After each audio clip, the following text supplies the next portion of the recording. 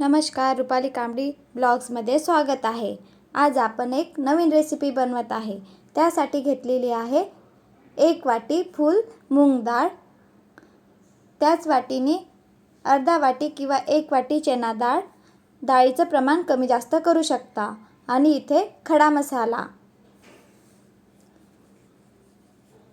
मोठी विलायची, फूल, तेजपत्ता, अद्रक।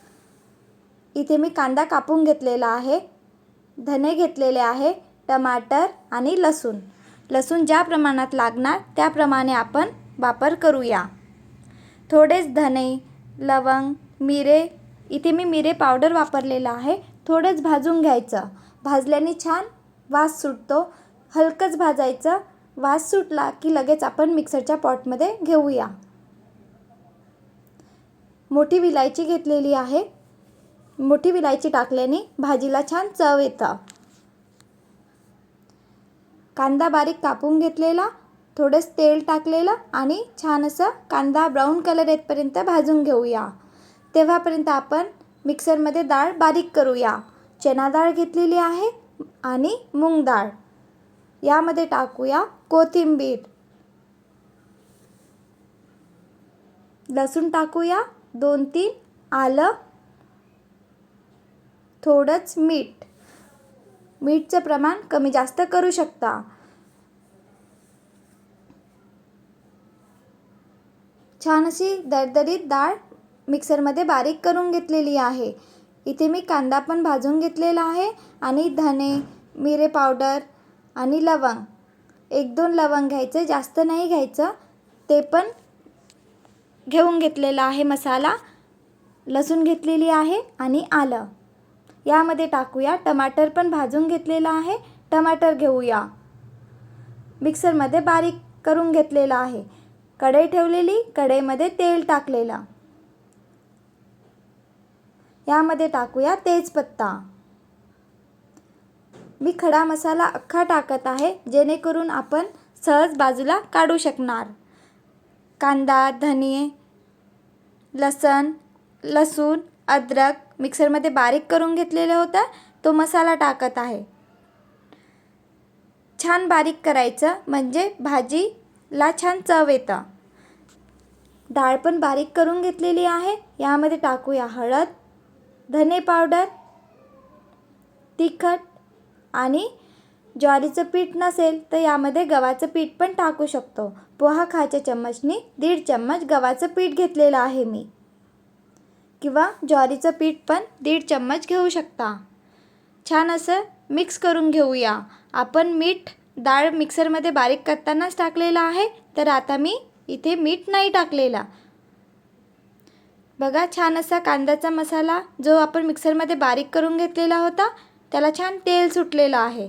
यामध्ये आता आपण धने पावडर टाकत आहे, हळद आणि तिखट। तिखटचं प्रमाण कमी जास्त करू शकता।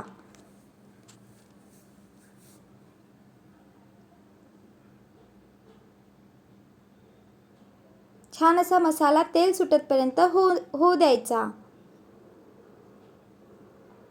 मसाला छान झाला की भाजीला छान चव येत असतं। बघा, छान असं तेल सुटलेलं आहे।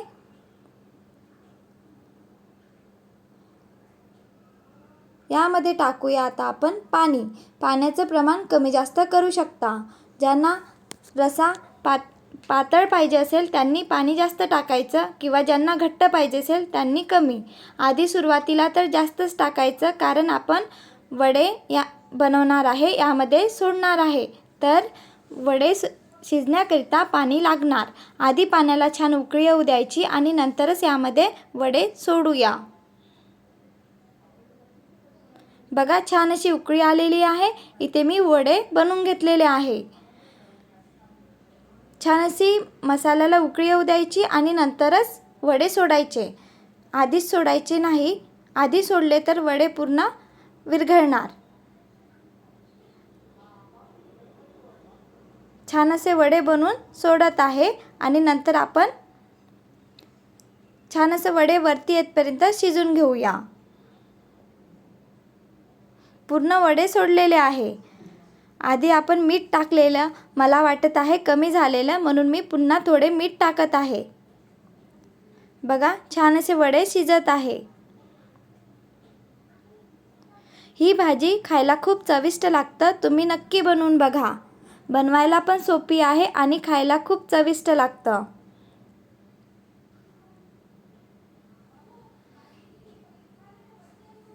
बघा छान असे वडे शिजलेले आहे. यामध्ये टाकूया आता आपण कोथिंबीर.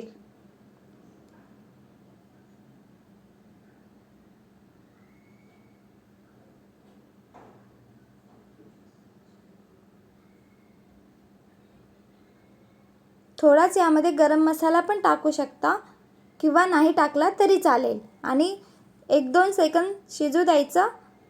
नंतर आपण गॅस बंद करून द्यायचा. बघा छान अशी भाजी शिजलेली आहे. खूप सोपी आहे बनवायला आणि खूप छान लागतं, चविष्ट लागतं खायला. या प्रकारे तुम्ही पण बनवून बघा. व्हिडिओ आवडला असेल तर please like, share, subscribe. Bye bye.